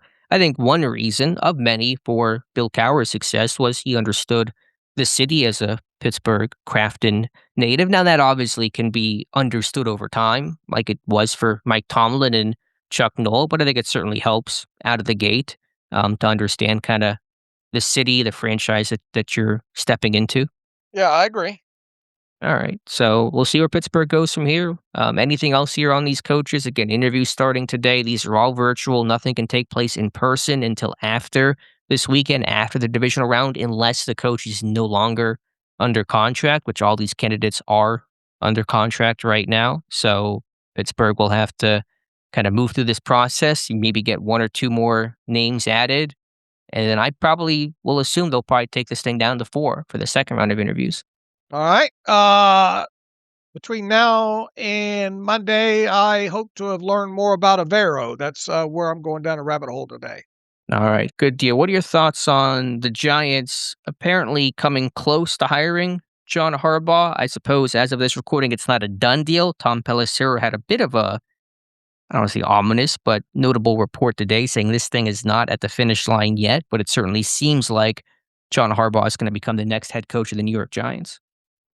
I think he can handle the big market aspect of it from from all the years that he spent with in Baltimore. Not that that's considered big market, but he's grizzled. He's seen a lot and all, so I think he'll have no problem when it comes to handling the media. Ain't it funny that you have both Harbaughs in the biggest in the biggest cities as far as that goes? So I think he would fit good not from handling the outside noise. I think this Giants team is ready to go in a direction of a more grizzled veteran coach. They believe they've got the quarterback now. They've got a lot of good young pieces on that team. They feel that if they got a guy in with a lot of experience, in the report too, that he's going to bring Monken with him too. Isn't that the initial That is report? one of the reporting. I guess the downside is, did it really work well in Baltimore? I mean, how far did they get? That was the whole issue. And so is it just kind of like you're just taking Baltimore's guys to the Giants, and will you get better results there? I guess that would be the concern. Yeah, I think that they feel that they've got enough of the young pieces in place that if they get a guy that comes in that knows what he's doing, they can get him to compete real quick right out of the Yeah. chute. Yeah, I think it's a good hire. Obviously, somebody steady, been through it all to kind of lead this young team with a lot of talent and Dart and Scatterboo and Neighbors and those guys coming off of injury. I guess one concern is, and I think Rich Eisen made this point yesterday, that no one blew leads like the New York Giants blew fourth quarter leads this year, and the Ravens were terrible in the fourth quarter. They choked away so many games, and so could that be a concern? But I suppose it'd be nice for I don't know. I mean, it's probably just a one-off thing, but it's in this weaker class, it's a good hire. Real quick about the whole Hafley thing that we didn't hit on too. What if this team decided to make a run at Malik Willis? You Yeah. kind of know. You got to see what happened there in a couple of years of why and how Malik got into got himself or played himself into at least a position where he's going to be an attractable guy to potentially go after in the quarterback free agency class this year, assuming that you're careful with the money and all like that. Yeah, and I'm had that thought, and I'm always careful to mention it because, again, I talk about the bigger picture, but it's certainly a part of it. And when you interview Hafley, if he gets to at least a second interview, I imagine would guarantee one of the questions will be, "What is your thoughts on the quarterback position, and where would you like to go? What do you think we should go?" And Willis is a really strong starting point. So if you got Hafley, could you bring over Malik Willis? That would certainly make a lot of sense. I talked about in the article OC hires or coaching hires. You probably would imagine Hafley would bring some of the Green Bay guys over. I didn't write it, but I had this thought, and a commenter mentioned it too. Would you maybe make Sean Mannion the OC? I was just thinking that because he's coaching the quarterbacks over there Yep. as well too, and for the last 2 seasons, and that was how big a part did Mannion play in? And once again, people are going to take the things that I say about Malik Willis, and I'm sitting here saying, "Oh, whatever they do, they got to go after Malik Willis as a quarterback in free agency." As I stated, you are dealing with an extremely small sample size when it comes to Malik Willis, but on the flip side, what little ball he has played with the Green Bay Packers has been impressive. I just think if indeed the Steelers do decide to go down that road, you've got to be very, very careful here, especially when you're talking about guaranteed money and how long. You don't want your play from Malik Willis to put you in a corner where you're in the next 3 or 4 years and you're tied to this guy. Right. Yeah. With the contract, what it would look like would have to be carefully constructed. And there's going to be a lot of competition from Malik Willis this offseason. He might be one of the hotter names, certainly at quarterback, but wouldn't hurt to have that kind of vision. Again, I'm not hiring Jeff Hafley, and you're not saying this, but I'm not hiring him just to try to get Malik Willis. That's such a short-sighted idea, but wouldn't hurt. Look, if Hafley was named the head coach tomorrow, we would have the instant conversations about Mannion potentially being the team's offensive coordinator, I think. Yeah, no question about that. Also, Even with or without Malik Harris. I mean, Malik Malik Willis. Willis. Right, right. There's also the current OC, what's his name, Adam Stenovich or something like that. He's not the play caller, I don't think, because I think LaFleur is still doing that.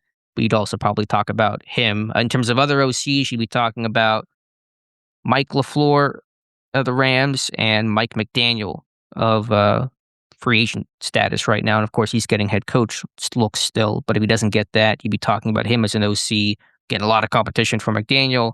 But Hafley and McDaniel worked together in Cleveland and San Francisco, so that would be a candidate. And then, coming on, you want to talk about more on the Packers organization, Jason Vrabel, who's the passing game coordinator with the Packers, 7 seasons with the Packers, 13 seasons in the NFL. And no, he has no relation to Mike Vrabel over there with Okay. the Patriots. Yeah, that would be a name. Manion's pretty young. He's been coaching for literally 2 years. He's playing 3 years ago at quarterback, but if he's developed Willis well and he's ready for the job, he's ready. So would be something to consider there. All right. All right, Dave. Anything else? Any other news of the day? I don't believe so. Was there anything else on our punch list, our 1-hour production meeting that we did not cover today? And just a couple weekly things. So there was no breaking news. I don't get your whatever that do was, which was the worst breaking news sound, but I responded to it. As soon as you did it, I was like, oh, that's kind of the Pavlov's response to it. All right, Dave, let's make our picks for divisional round weekend, which just feels so small right now considering everything else we're going through. But before we do that, as always on the Friday show, let's hear from our friends over at MyBookie. Absolutely. Let's do that. And MyBookie, we worked with for several seasons now as a sponsor of the Terrible Podcast, and specifically our Friday episode of the Terrible Podcast throughout the season when we make our picks based on the lines up on mybookie.ag. All right, Alex, everybody's betting. The NFL is in full do or die mode, obviously, and it's been away since the playoffs got started last week with a wild card round. College football is down to the last 2 teams, and the Super Bowl is now just right around the corner. If there was ever a time to get in the game, it's right now, and MyBookie makes it stupid easy to play. One account, one wallet, bet the spread, live bet the second half, hit the casino during commercials. It's all in one place. And you've got the power at MyBookie. Go to mybookie.ag right now. And if you're new, use promo code TERRIBLE. That's promo code TERRIBLE at sign up and get your first bet covered up to $500. If it doesn't hit, just use your bet back bonus token and run it back again. Don't just watch the playoffs, make them pay for you. And as always, with MyBookie and only at MyBookie, bet anything, anytime, anywhere. And once again, you go there by mybookie.ag. They have app and all like that as well, too, to make it easy for you. And please use promo code TERRIBLE at sign up to take advantage of what they've got going on. Dave, I'm not going to do your news breaking I see it here. as well, too. I'll do it. The Tampa Bay Buccaneers have interviewed former Steelers special teams, or at least current special teams coordinator Danny Smith for their vacant special teams position. Breaking my heart over here, Dave. So look like Danny Smith. He's always says he's a football coach. He loves coaching. He's got no hobbies, and so we'll see if he goes there. That hurts. But obviously, as the Dulac report indicated, these guys have autonomy to look for other jobs. Are there any ties to Tampa Bay? Has he worked there before? No. We'll try and wonder the in relation with Todd Bowles. I don't know, but either way, they've been interviewing a lot of guys, and so. Looking like a good chance for a new special teams coordinator in Pittsburgh for the first time since 2012. All right. I guess we got to get to the betting lines next, right? Yeah, let's get to our lines for these divisional games, Dave. All right, let's do that. We'll start off first with the divisional round playoff game, I believe, on Saturday. The Buffalo Bills on the road against the Denver Broncos. The Denver Broncos are 1.5-point home favorites over the Buffalo Bills. The total over-under on this game is 46 as well, too. What say you about Bills on the road against the Broncos? Yeah, this one's tough. I took Jacksonville last week. Was wrong on that. Josh Allen being Josh Allen, doing Josh Allen type things. Really good defense you're facing, of course. Give me the Bills, Dave. Give me the Bills. I think I had them going to the Super Bowl this year, so I'm going to stay on that. I think Josh Allen has a good game. Just not a big Sean Payton fan at this point either. So I'm rooting against him. Give me the Bills plus the 1.5 here. I think they win this by more than 3 points even. So I would definitely take that 1.5. How about the 49ers on the road, the banged up 49ers on the road against the Seattle Seahawks. The Seahawks at home laying 7 points in this one. Yeah, third time matchup here. Going to be really, really fun. Give me the Niners, Dave. I will take the Seahawks. I think, the 49ers, it's amazing that they've gotten where they've gotten to this point here, but I think that Seahawks defense and all is just going to be a little bit too much. I think it's the end of the road for the 49ers this year. I will take the Seahawks, lay those 7 points. It's an interesting line there. Houston Texans on the road against the New England Patriots. This one should be a fun one to watch. The Patriots are 3-point home favorites over the Texans. I'll take the Patriots, Dave. I will take that. Defense is something, man. Wait, which defense? Houston's or Patriots? Both are good. Yeah, they're both good. I think that Texas defense, man, is something to behold here. Give me the Texans to upset the Patriots. So Okay. I will take those 3 points and go opposite you there. And then let's see, the Sunday night game, we have the Rams on the road against the Chicago Bears. The Rams are 3.5-point road favorites. The only road team favored this week in the divisional round. Yeah, I'm really torn on this one. I've been really keen on the Rams, but the Bears have done a great job in being at home. Oh man, I really don't know which way I want to go on this one. 3-point favorites for the Rams. Rams are 3.5-point road favorites here. 3.5. Give me the Bears. I will take the Rams, and I will lay those 3.5 points. They'll win it by a touchdown in this one. So interesting because of all the talk about Schula and a couple of guys linked from the Rams to the Steelers. I'll be watching this one a little bit closer probably than normal. So what is the rule for the teams who make it to the AFC title game? You can't interview them. I forget. What is the restriction on that? You can't talk to them again until when? I don't know conference championship rules. I don't know coach interviews. Let me see if I can pull that up real quick. Yeah, I just want to, because again, we're getting ourselves familiar with this process because we've not had to worry about it for a long time. If I'm reading an article from the Ravens site. If the Ravens want to interview any candidates coaching in the conference championship games, there is a 1-week window between when those games end and the week leading up to the Super Bowl. To resume contact with candidates competing in the Super Bowl, the Ravens must wait until the day after the Super Bowl. Okay, I'm reading this from The Athletic. Once a divisional round concludes, teams can begin holding in-person interviews, but only with candidates whose seasons have already ended. And so if the Rams move on, then Pittsburgh cannot have the in-person interview with Shieldhouse and Schula, and the same would apply to Klay Kubiak. Until after the Super Bowl? Well, if they lose in the championship game, then I assume you can have the in-person interview. It says during the bye week between the conference championship games and the Super Bowl, franchises can schedule virtual or in-person interviews with coaches competing in the Super Bowl. So you can still do it in that in-between week. Okay. All right. Teams cannot schedule initial interviews with candidates employed by AFC or NFC championship participants until the end of the employer's team season. And so that would be relevant for Clint Kubiak if Seattle wins, because Pittsburgh is not, to our knowledge, scheduled an interview yet. That means they could not talk to him until the Seahawks season ends. All right. All right. Shall we get to some emails here? Yep, let's do that and close out today's show. All right. Where to start here? We'll go back a little bit here.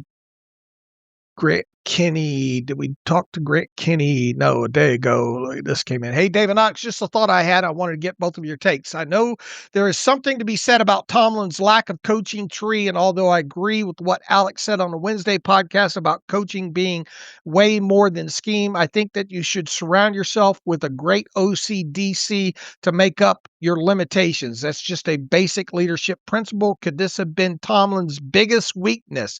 The offense has been very poor and the defense underperforming, and not working to get new OCDCs with more creative schemes did not help. He says, I am curious if this idea holds true for potential success of the new head coach as well. More about who they put on their coaching staff versus the individual schematics. Yeah, I think it's certainly a fair critique. I would say there were some really bad hires on the offensive side of the football. I think Tomlin struck out a lot. And how many great hires did he make on that side? We'd have to go through it all, but there's probably more misses than true hits, not even just with the OC, but I think about the offensive line coaches. He had some really string of bad hires there with Jack Bicknell Jr. and Sean Surratt and Adrian and Clem. Now he knocked out of the park on Mike Munchak, and so that was good. And Pat Meyer turned out to be, I think better than maybe people anticipated, but there were a lot more misses than hits, I think, in aggregate. At offensive coordinator, Canada was a disaster, obviously. Fietner was a pretty milquetoast hire. What was the best OC hire that Tomlin made? I guess be Haley or Arthur Smith. Probably Todd Haley. Who was the most successful? Yeah, I mean, it helped that he had Ben in the Killer Bees, but yeah, yeah, it's certainly a fair critique. Yeah, there's no question about that. I think Tomlin did not do a great job with some of those hires. And then how long was too long for Keith Butler to hang around? I don't know if that's I feel like Tom was kind of running the defense whenever Butts was around. The DC hires kind of mattered a little bit less to me, just given Tomlin's influence on it all. There was never going to be, he's going to go hire this amazing DC unless it was an up-and-comer. But the defensive hires, I think, were much stronger, which I guess tracks with Tomlin's background. All right, Derek Demi writes in, hello, fellows. A couple of questions. First, do you all have any idea as to why Tomlin was not there for the press conference? When Cowher and Knoll resigned, both were there for the press conference. It would have been nice to hear one last Tomlinism and get an explanation from him to put some closure on this 19-year chapter of Steelers football. Second, I really enjoy using the Blues Clues to help predict who the Steelers are interested in for the draft. What Blues Clues are still viable this offseason? That second question is kind of hard to answer, although I do imagine there will be, I believe the whole pro day thing will still play a big part in this. I think what I think a good portion of the old Alex Kozora, what the Steelers look for, will still be able to draw from, unless they decide to go from a different, from a 4-3 front to a 3, more true. Even though the lines have blurred, I think that could muddy the waters a little bit. Are you concerned at all about Blues Clues going forward? It's going to be different. Yeah, in terms of what can we rely on as of right now, not a ton. You probably will just go back to the very basic and obvious of who have they brought in for pre-draft visits. But even then, we'll have to kind of maybe look at how much does that mean. Some teams do more smoke screens than others. Pittsburgh has famously not been one of those teams, and that may still be the case. But we're going to have to kind of get some data on our side. So, yeah, it's going to be different for sure. All right, and the whole Mike Tomlin, you think we will get a Mike Tomlin final press conference? Well, no. If it would have happened, it would have happened the day of. I don't know what all went into that. I assume that if Tomlin wanted to have a press conference, he could have. I'm guessing he chose not to, which is, of course, his right. So, yeah, I think each coach is just different. All right. Were you surprised that Tomlin did not have a final press conference? I'm not. No, I really wasn't thinking about it because everything was just crazy at that time. But no, I really didn't think, because he didn't have to answer a million questions about just everything. And do you really want to rehash that? So I think you make the statement. That's all you have to say. He'll talk at some point. I don't know. I wonder when that'll be. He will speak, I He'll assume. speak to like Rich Eisen or somebody. What would you ask Mike Tomlin if you got the chance to interview him, the first interview post resignation? It's some of the obvious ones that people are wondering about, that to talk about.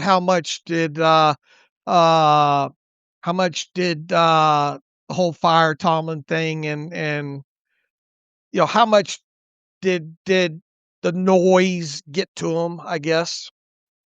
I'd like to know, and we should have mentioned this. We wrote about it, though. I think we were the first to write about it. Rondé Barber's comments on his podcaster show the other day that apparently Tomlin told Barber before the 2025 season, he said, "I think this is my last year."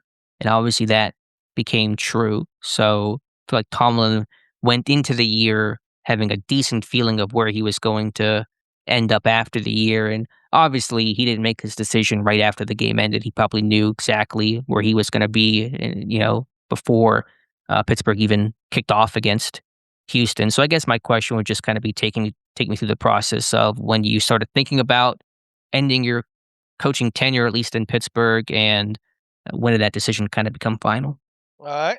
And Barber, by the way, believes that Tomlin will never coach again. What is your take on that? Man, just a couple of weeks ago, I was saying I can't imagine him not being. I think we were talking about the Senior Bowl and all like that, and it just part of the reason I didn't think he was going to go, or even if something would happen, that he would probably stay in it. Is just it was so hard to imagine him not doing it, like just ripping the Band-Aid off and walking away from it. But that's what Noel did. That's what Cowher I know. ultimately did. It's hard for me to see him in another uniform. Maybe that's just my bias, but it's hard to see him coach another team. Yeah.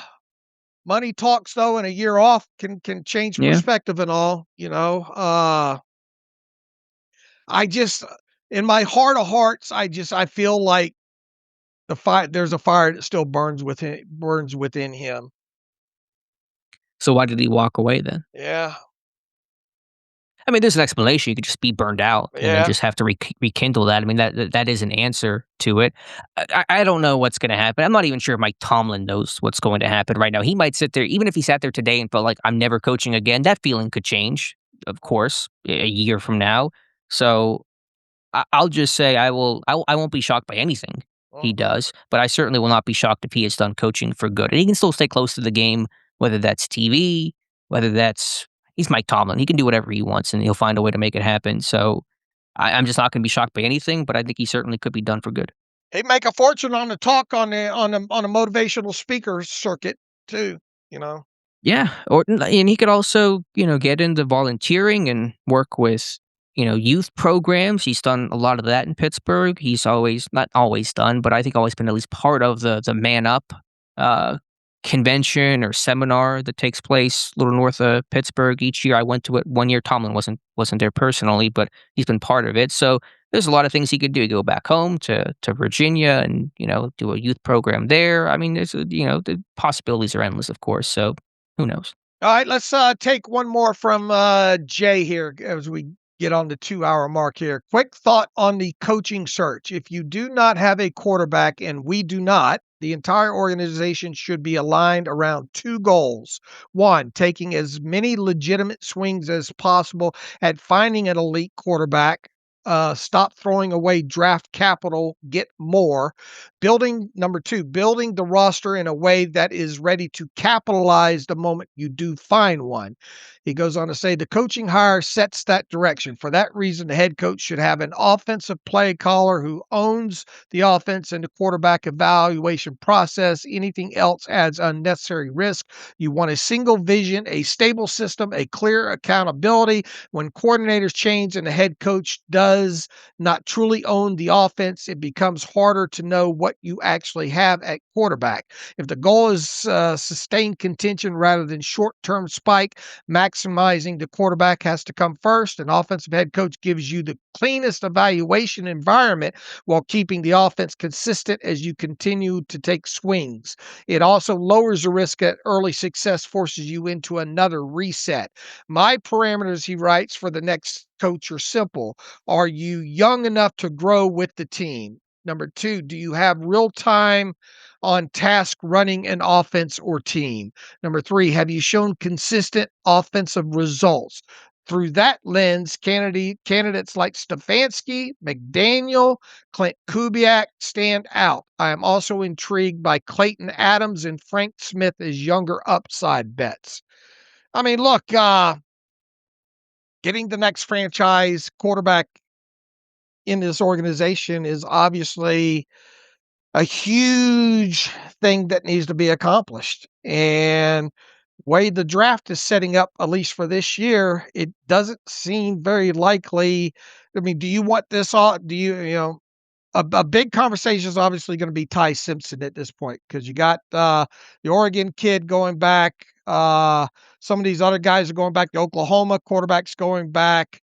Who beyond Mendoza? Who's number two, and is there enough to build around that? Yeah, I mean, there's no. Or are you looking towards 2027, and then are you looking to maybe take a swing on a Malik Willis, trade for Mac Jones, or do you use 2026 to get a good evaluation of Will Howard?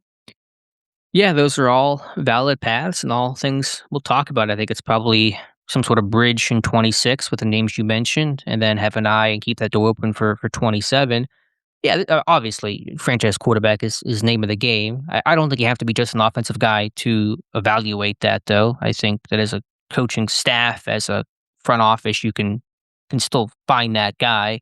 So I kind of reject that part. I mean, yeah, there's certainly value in an offensive mind. There's no question about that. You want a really smart football mind, no matter who you hire. If they don't have that, they're not going to be good evaluators, won't be good with trust and respect and leadership if no one trusts their football acumen. But I just reemphasize the point that it's still so much more than just the quarterback, even though the quarterback is the most important position in all of sports. If you could be a really good football mind, and if you can't organize, if you can't delegate, if you can't lead, problem solve, all those things, you're gonna have a tough time as a head coach. And so I just want to make sure you're seeing the whole picture here.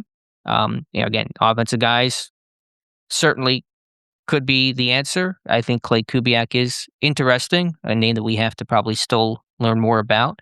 But I just think head coaching is just a bigger picture job. All right, because it plays along with what you just said there, we'll take one more. It's a short one. It's from Colorado Dave. All right, guys, what gives? I didn't even know about Klay Kubiak. Any thoughts on why the Steelers chose him over Clint to interview? Is Clint next to get an interview? Are the Steelers serious about offensive-minded coaches or just ticking boxes as they've mostly chosen defensive-minded coaches? A day after Art II says it's too early to narrow down the possibilities. As we stated earlier, and we mentioned Clint, look, stay tuned. I don't think the list is going to end just where it is right now. Will Clint? I mean, I guess people are panicking right now. Why is Klay being brought in and not Clint? Let's give it a few more days here. Right. Although, like I said, if they don't have the initial interview with Clint now and Seattle wins, then you can't talk to him until their season ends. And Seattle goes to the Super Bowl, then you couldn't start talking to Kubiak at all until second week of February. So that's pretty late in the process there. What do you make about it mostly being defensive-minded coaches so far on the list?